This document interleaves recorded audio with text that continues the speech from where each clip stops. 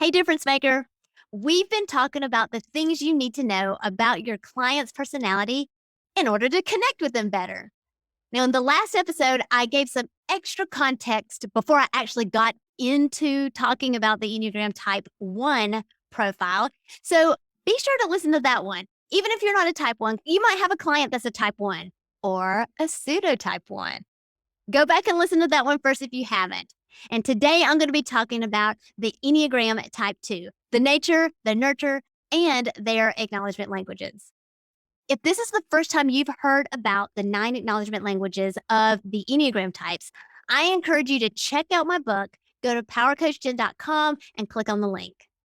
Now, if you have a client that you think might be an Enneagram Type 2, or you would like to attract Type 2s in your marketing, then this episode is for you. Let's go ahead and get started.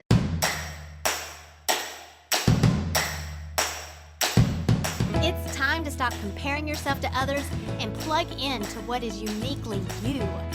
Welcome to Unbox Your Personality, the podcast for coaches, creatives, and educators like you who understand that your happiness makes you more effective at what you do, bringing out the best in others. I'm Jen P. Higgins, personality strategist and Enneagram fluff remover. Get laser focused on who you are and who you aren't, so you're free to make the impact you were born to make. And have fun doing it. Your personality is your business. So let's get down to business.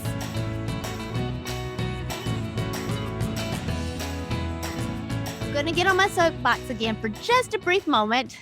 Remember that just because your client is behaving like a Type 2 does not mean they are a Type 2. Go back and listen to the last episode. That's episode 13. And that's going to give you a little more context about why this is so important and you need to be aware of it.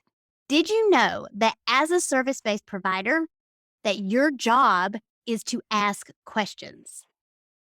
The better you become at this one skill, the more effective you're going to be at doing your job because you're going to understand your client. You're going to understand what they need, what they want, and even how to regulate your expectations.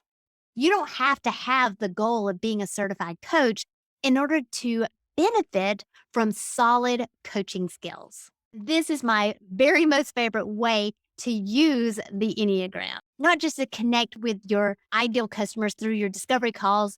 Even marketing is coaching skills. If you want to be able to help your customers, your clients, your students, whomever, you must learn to ask questions, and not just any questions that make them feel heard and seen and known. And most importantly, to avoid the questions that will shut them down.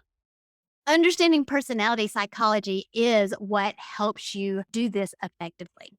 If you don't know for sure which type your client is, I have a whole list of questions to get you started that's going to help you build rapport and not accidentally repel your potential clients. Stay tuned for more information about that. Now, let's talk about the Enneagram Type 2. Now, remember, Enneagram types are based off of motivations. And so just like I did for the Type 1, I'm going to break that down into 2 categories, the surface motivations and the core motivations. Now, the surface motivations of the Type 2 is to be known as being the helpful one, of being reliable and available to serve. They're driven to nurture others and take care of others and make sure that other people feel cared for and loved. They strive to be that go-to person, to the one that brings the sunshine or brings the aid for anybody that's in need. And this is why they have earned that label of the helper. But remember that these are just surface motivations and why you can't use labels to type other people. Because any type can be motivated to be helpful. The difference is in the filter of what each type believes is actually helpful. And that is the picture that the 9 acknowledgement languages paints for us to be able to make these distinctions between these nuances that sometimes can be hard to detect when you're just looking at surface behaviors and surface motivations. For example, for me as a Type 7, I believe that showing others the big picture is helpful, that making logical connections through stories and analogies, that is what's helpful. But for, say, a type 3 or even a type 6, what's helpful to them is whatever is saving me time. So either just do it or get off the pot. Whereas the type 9 believes that saving other people the hassle, so not necessarily saving time, but saving the hassle, that is helpful. And so type 9s will actually do a lot for other people. But for the type 2, they're driven by making other people feel better. It's a much more emotionally intelligent kind of help.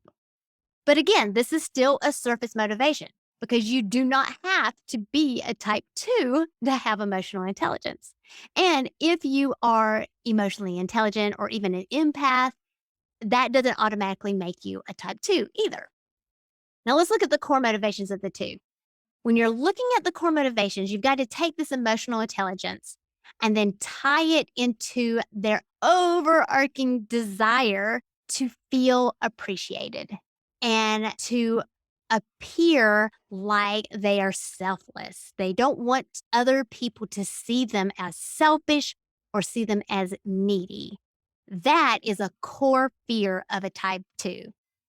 Now, when you take the combination of these surface motivations and these core motivations, that's what leads them to the typical type 2 behaviors of overextending themselves and burning out, of inserting themselves and being a martyr and crossing boundaries because they care so much about how people feel and they feel like it's their job to do that, like they're everybody's mom. And if the type 2 is feeling unappreciated, a lot of times the tactic that they'll use to control a situation is persuasion or flattery. And sometimes this can feel manipulative, but that is not the intention of the type 2. It is just a natural hardwiring, default, knee jerk response to their circumstances. This is what the 9 Acknowledgement Languages helps you recognize for each of the types, and it guides you on what questions you should ask if your client is a type 2. When you know the type 2's acknowledgement languages, it helps them feel validated. It helps empower them to know what is the best or the healthiest or the most mature move that I can make right now. So, you as their coach or their mentor, you need to give them that safe place for them to be, number one, recognized for their efforts. And number two, help them reframe what selfish actually is, what that looks like as opposed to loving. Selfish versus loving in the eyes of other people's perspectives, because that gets twisted in their minds a little bit. Now, some other general traits of the type 2 is they're cheerful, they're positive, they're ambitious, they're proud, but they're also vulnerable, which is a very unique combination, I think. And in relationships, they are really concerned with hurting other people's feelings and also by not being available for other people when they need their help or when they need help. They just assume they need their help. So now let's talk about the nurtured type 2. This is when your client behaves like a type 2, but they are not actually a type 2. I'm going to go through the same list that I went through for the type 1. So, first, if the client's true type is connected to a type 2 on the Enneagram symbol, then they're naturally going to resonate with some of the behaviors that are associated with a type 2, like the wings, like a 1-wing 2 or a 3-wing 2. So, a 1-wing 2 is going to have that thoughtfulness and the kindness of a type 2, but that's because that's what makes a good person. That's what makes them an upright person, and which is the type 1's motivation. Now, for a 3-wing 2, they're going to have that thoughtfulness and kindness because they believe that makes them the best. That makes them a winner. That's the picture of success that they have. They're the hostess with the mostest. And it's more of an indirect authority for a 3-wing 2. Like they like to name drop to insinuate achievement without making other people feel bad about being losers.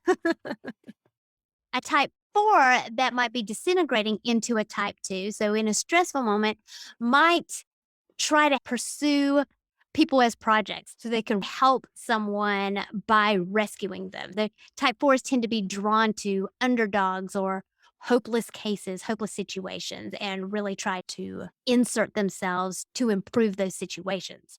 Or a type 8 that is integrating to a type 2 might recognize that to protect their relationships means they've got to let go of the reins a little bit, not on the people, but on their own emotions and feel some feels. Now, as far as mistyping goes, type 6s and type 9s are often mistyped as type 2. All three of them are compelled to overextend themselves because they're putting other people's needs above their own. Now, type 6s are more likely to practice self-care than type 2s, simply because of the sheer logic of it. Like, it just makes logical sense to take care of yourself. Whereas the type 2 is going to struggle with self-care a little bit more. They might say, I can't take a break. Who would take care of the kids? My husband would starve. The office wouldn't survive without me if I took a vacation. Whereas the type 6s might think these things, but they would be prompted to, create a book of procedures to leave with someone in charge or do everything ahead of time so that they can take a vacation. And then type 9s are just more go with the flow kind of people. Like, if a self-care opportunity arises, they'll take it. But in general, they're usually not aware of when they need to take a break. So if they're not going along with someone else, they may not be practicing self-care either. Now, some other influences into pseudo type 2s or nurtured type 2s are their style, their habits, trauma responses, or health conditions. And some examples of this are like if you were influenced by someone with similar behaviors, like maybe your mom is a type 2 or your favorite teacher is a type 2 and you want to emulate them and you want to be like them, or it's just all you know. And so it becomes the default behavior of how you do things. Or if you had a trauma response because someone at some point told you that you're mean or that you did something unkind or you did something very selfish. If you were constantly told how selfish you were, and then you find yourself kind of proving to that person that you're not selfish, then you can take on this nurtured type 2 mask because now you're overcompensating for that kind of trauma. Or maybe it's a personality disorder like borderline personality or any kind of health condition that might lead to histrionics. Now, this is more of the unhealthy moment behaviors of a true type 2. But a true type 2 would not need a medical diagnosis to behave in such a way. This is just how they appear because of chronic stress. So a true type 2 would only need chronic stress to behave in these ways that other types would need a medical diagnosis to also be characterized in that way. Now, the difference, of course, is in the core motivations and the default stress patterns. It's important to know where your client is as far as are they a natural type 2 or are they a nurtured type 2? Because the growth path of a natural type 2 is different than the other 8 types that are just behaving like a type 2 because of how they have been nurtured. They have different core motivations and they have different behavioral patterns. Now, when it comes to messaging in your business, if you know you want to work with type 2s, then you can tweak your copy in a way that uses this language to attract your ideal client, like how to ask for what you want without feeling guilty. And I remember there's this book that we studied at church one time. It's called When Helping Hurts. I can imagine that book is written for type 2s, whether they are natural type 2s or nurtured type 2s. If you have any questions about this or want specific examples of how to use this in your own business, go join us in the Unbox Your Personality Facebook group and post your question there. The link is in the show notes. So in this episode, we've been talking about the type 2, and the acknowledgement languages for the type 2 will guide you as their coach to really understand what it is that gets their attention, what makes them feel like you get them, that you understand them, and are really recognizing where they usually get stuck and what those limiting beliefs are that get them stuck, how they will handle them by default, which is actually what's making them stuck and stunting their progress. Because by default, all of us are stuck inside of our box. The Enneagram and personality tests, all those things don't actually put you in a box. They show you the box that you're already in. And if you don't know that you are in a box, you literally can't see the solutions because the box is in the way.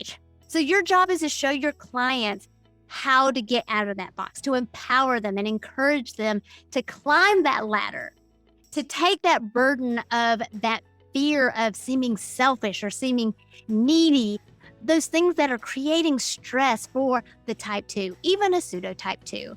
And chronic stress is what keeps us unhealthy, which keeps us in those boxes. And it doesn't matter if you're a type 2 or not, chronic stress is no bueno.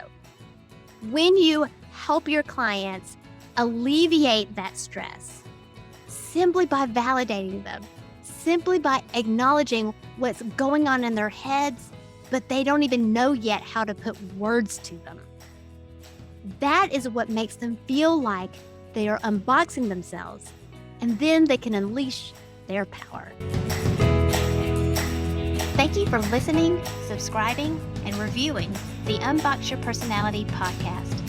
To learn more about yourself, go to powercoachjen.com. Find out how you are different so you can make your difference.